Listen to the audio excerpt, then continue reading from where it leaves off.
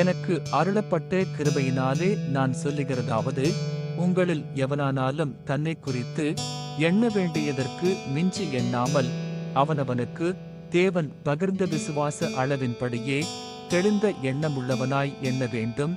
ரோமருக்கு எழுதின நிருபம் 12வது அதிகாரம் 3வது வசனம்.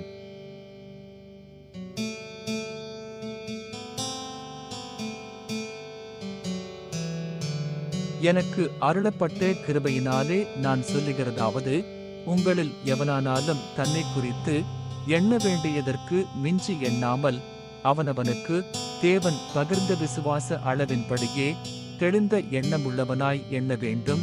ரோமருக்கு எழுதின நிருபம் 12வது அதிகாரம் 3வது வசனம்.